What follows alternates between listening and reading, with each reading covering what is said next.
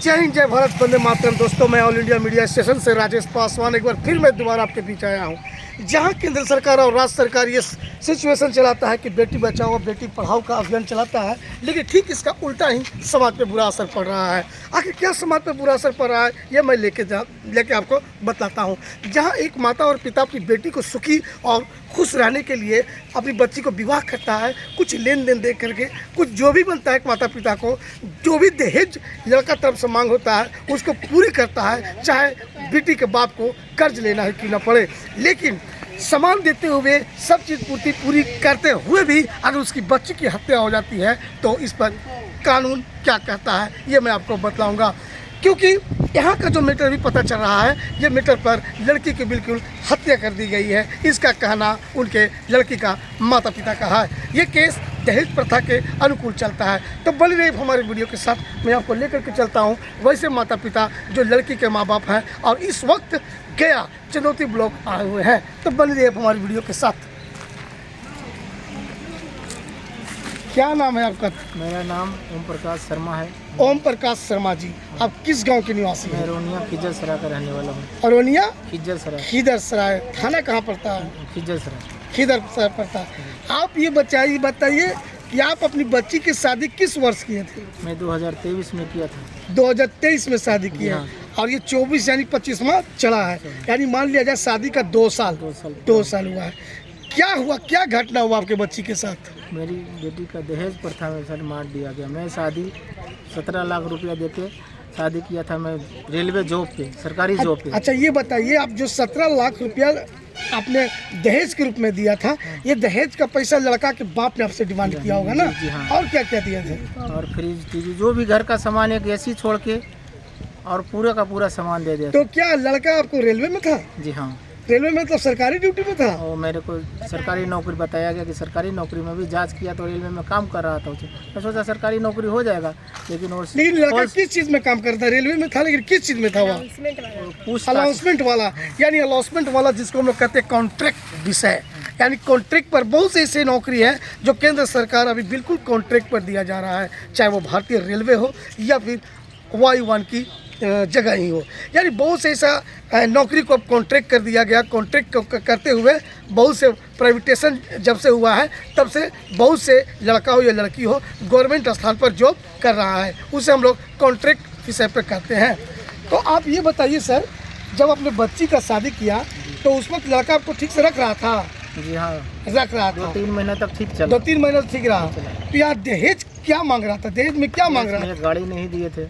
गाड़ी मांग कर रहा है? हाँ, एसी नहीं दिए थे। अच्छा, गाड़ी कौन सा गाड़ी मांग कर रहा है? बुलेट मांग रहा था। तो क्या आपने इसकी शिकायत उसके बाप को समझाया था? लड़का के बाप को? वो सब एक ही था सर। सब एक ही था, पिताजी भी वही कह रहा था। वही कह रहा लड़का के नाम क्या है? पंकज कुमार। पंकज कुमार उर्फ सुधांशु। अच्छा, ये आप बताइए सर कि लड़की की हत्या कैसे हुई? आपको कैसे पता चला कि मेरी बेटी की हत्या हो गई है? लड़की का हत्या गला घोट कर किया गया। गला घोट करके? मतलब गला घोट कर, एक होता है कि सुता करके गला घोट दिया, या फिर एक होता है फांसी लगा कर? फांसी नहीं लगा, रस्सी से गला कसा हुआ है। कैसे हुआ था सर? रस्सी से गला कसा हुआ है। रस्सी से गला कसा हुआ था। तो आप लोग, जब आप लोग को पता कैसे चला कि मेरी बेटी का हत्या हो गया? वो उनकी माता जी तकरीबन 11 बजे उनको फ़ोन किए तो उसका मोबाइल स्विच ऑफ आने लगा। किसने फ़ोन किया था? माता जी उनका। लड़का कौन फ़ोन किया था आपके पास? मैंने किए थे वो लड़की के पास में। अच्छा, तो उसको मोबाइल स्विच ऑफ बताने लगा। स्विच ऑफ बताया? 3 बार रिंग करे, 3 बार किए कॉल, हाँ। तो 3 बार स्विच ऑफ बताया। स्विच ऑफ बताया। उसके बाद फिर क्या हुआ? उसके बाद है वो सुधांशु पर फ़ोन किए। सुधांशु अपना दामाद? हाँ, हाँ। तो उनको भी हमारा नंबर सबका पूरा परिवार का ब्लैक लिस्ट में डाल दिया। ब्लैक लिस्ट में डाल दिया? हाँ। कि कोई फोन ना आ सके? हाँ, तो नहीं फ़ोन धरा।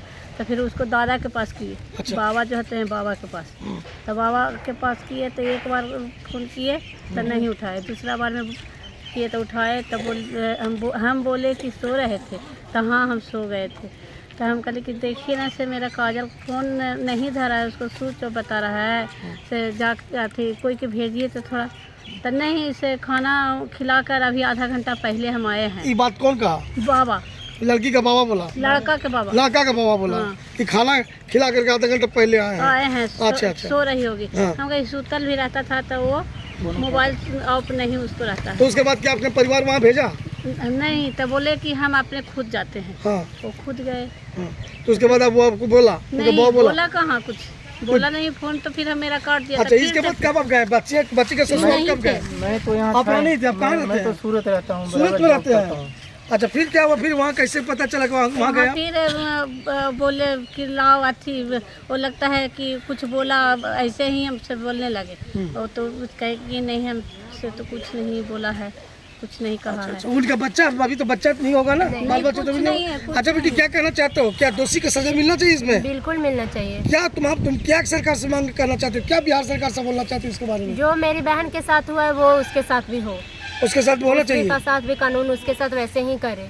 वैसा ही करे। हाँ। आप क्या कहना चाहते हैं? हम भी वही बोलते हैं, उसी के साथ ही वैसे ही वैसा ही होना चाहिए। आपका कुछ कहना है? वही सजा मिलना चाहिए। सजा मिलना चाहिए, मेरी बहन को जस्टिस चाहिए। जस्टिस चाहिए। यानी आखिर कब तक ऐसा रुकेगा? मैं ये कहना चाह रहा हूँ कि महिलाओं पर होने वाली उत्पीड़न, आखिर दहेज प्रथा ये क्या है? दहेज प्रथा एक ऐसा जो कहा गया है कि ये प्रबंध है, इस पर कोई रोक लगाना चाहिए। मैं तो कहता हूँ कि केंद्र सरकार को इस पर बिल्कुल रोक लगाना चाहिए, क्योंकि जब तक दहेज प्रथा ऐसी चीज़ें नहीं हटेगी, हमारी बेटियां सुरक्षित नहीं होगा। दूसरी बात, आज दहेज कारण एक बेटी की गला घोट करके हत्या कर दी गई है। आखिर मैं बोलूं कि इसमें किसको दोषी मानूं? क्योंकि लड़की वाला तो जहां तक चाहता है कि हमारी बेटियां ठीक से रहे, जहां तक एक पिता का बनता है, एक माता का बनता है, जो भी देने के लिए माता पिता उसे कर्ज लेकर के भी अदा अपनी बेटी को करता है। लेकिन जब वही बेटी जब ससुराल जाती है और उसके साथ उत्पीड़न शुरू हो जाता है, मारपीट शुरू हो जाता है और दहेज के लिए उत्पीड़न किया जाता है, तो माता पिता से पुनः अपनी रक्षा का भीख मांगता है। चलिए बने रहिए हमारी वीडियो के साथ। पुलिस केस किए थे? पुलिस केस किए हैं? हम सब नहीं आए कर रहा। पुलिस केस हुआ है जी? हुआ है। हो गया है पुलिस केस। पुलिस वहाँ पहुँचा था? नहीं, उसी दिन क्या बेटा, थाना वहाँ पहुँचा था? जिस दिन मरी हुई थी वो उसी दिन पहुंचा है। उसके बाद प्रशासन एक दिन भी वहाँ नहीं पहुंचा है। कितना बजे रात के सब नहीं, सुबह 12:08 में हम लोग कॉल किए, उसका फोन ऑफ गया है। 12:40 में हम लोग को पता चल गया कि वो खत्म हो ये गई है। 17 तारीख के बाद, 17 तारीख को, होली के 2 दिन बाद 15 को होली था, 17 को ये घटना हुआ है। 17 को ये घटना हाँ, हो गया। वो गई भी है मायके से, 10 मार्च को वहाँ गई ही है और 17 को ये घटना हो गया है। तो ये देखिए, ये बहुत ही दुखशील ये घटना है और इसी घटना पर हमें चाहिए, मैं न्याय करना चाहता हूँ। यहाँ का जो एसपी साहब है, सुपरिटेंडेंट ऑफ पुलिस और जिला अधीक्षक महोदय जी से निवेदन करना चाहता हूँ कि इस चीज़ पर जो भी दोषी पाया जाता है उस पर पूर्ण रूप से कानूनी कार्रवाई किया जाए। एक बार पुनः और इतना उन लोग दरिंदा है। हम लोग बेटी को देखने गए, हम लोग अपनी बहन को, मरी हुई बहन को देखने गए, तो उन लोग और हम लोग पे चोरी का इल्जाम लगा दिया है, उन पे FIR कर दिया है चोरी का। आपके ऊपर कर दिया, आपके परिवार के ऊपर कर दिया? मेरे ऊपर भी, मेरे परिवार के ऊपर भी FIR कर दिया है। 11 आदमी का नाम दे दिया है उसमें। उन लोगों ने नाम दे दिया, 11 आदमी ने। और चोरी का इल्जाम लगाया। हम लोग को बहन नहीं दिखी, हम लोग चोरी दिखा, जो हम लोग चोरी करने गए उसके यहाँ डकैती करने गए। तो मेरा पूरा सामान रखा हुआ है, हम लोग छुए भी नहीं। अगर चोरी ही करना रहता तो हम अपनी बहन का जो 3 लाख का सामान उसके यहाँ दिए हैं, जो नहीं लेकर आते, जो चोरी करते हैं उसका क्या चोरी करने जाते हैं? अगर लाना ही होता तो हम अपना सामान लाते ना। तो ये देखिए, जब वो लड़की पक्ष को पता चला कि मेरी बहन यानी मेरी बेटी अब इस दुनिया में नहीं रहा, जब वो अपनी बच्ची के साथ बच्ची से मिलने के लिए ससुराल गई, तो उल्टी बच्ची के ससुराल वाले ने इन्हें उल्टा केस करके यानी चोरी का केस करके ही उल्टा डाल दिया। अब तो ये कानून को हम देखते हैं, कानून इस पर क्या करता है। मैं तो निवेदन करना चाहता हूं कि जो भी दोषी हो उसकी सज़ा अवश्य मिले, ताकि किसी भी बिटिया के साथ ऐसी दोबारा घटना ना होवे। एक बार पुनः फिर से मैं उनका नाम और एड्रेस पूछता हूं। क्या नाम हुआ आपका? स्नेहा कुमारी। स्नेहा कुमार जी, कौन गाँव के आप निवासी हैं? रौनिया गाँव, रोहनिया गाँव, थाना खिजरसराय। आपकी बहन कौन सी जगह बिहाल थी? कचनपुर, कचनपुर थाना बेला। तो ये लड़की जो अभी आपने देखा, ये लड़की उसकी अब बहन है ना, अपनी बहन थी, छोटी बहन थी। इन्होंने बयान दिया, इनका पिताजी भी बयान दिए। इनका पिताजी सूरत में रहते हैं और सूरत में किसी कल कारखाने में काम करते हैं। तो अब मैं सरकार से निवेदन करना चाहता हूं एवं न्यायाधीश महोदय से भी निवेदन करना चाहता हूं कि कृपया इस पर कड़ी से कड़ी एक्शन ले और दोषियों को सजा दे। इन्हीं चंद शब्दों के साथ मैं ऑल इंडिया मीडिया एसोसिएशन से राजेश पासवान अपनी वाणी को समाप्त करता हूं। जय हिंद, जय भारत, वंदे मातरम।